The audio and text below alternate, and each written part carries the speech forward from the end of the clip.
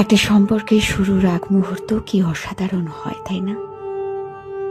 কত মনোযোগ নিয়ে কথার সংখ্যা বাড়াতে থাকে দুজন মানুষ।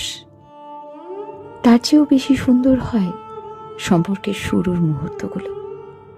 মনে হয় এই একটা মানুষ যাকে আমার সবটুকু বলে দিতে মন চায়। শুরুর দিনগুলোতে অনেক সুন্দর সুন্দর স্মৃতির জন্ম হয়। দুজন মিলে একে অপরকে নিয়ে কত স্বপ্ন দেখে ফেলে মানুষ। রাগ করে 2-4 দিন কথা না বলে থাকা, তারপর আবার সব ঠিক হয়ে যাওয়ার পরের মুহূর্তটা কি অদ্ভুত রকমের সুন্দর লাগে। সবকিছু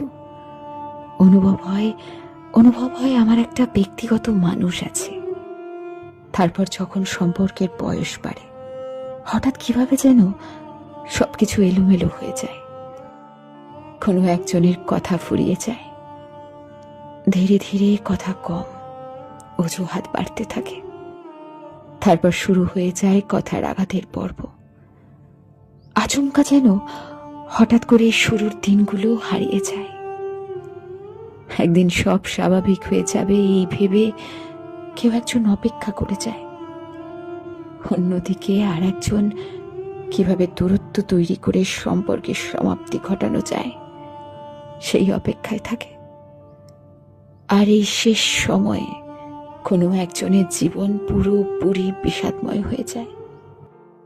মানুষগুলো কি অদ্ভুত, কাছে আসার জন্য কত বাহানা, কত অনুরোধ। তারপর যখন কাছে আসার অনুমতি পায়, তাদের আগ্রহ কমে যায়। একটা সময়ের পর দূরে যাওয়ার জন্য ছটপট করতে থাকে। কি ভয়ঙ্কর ব্যাপার!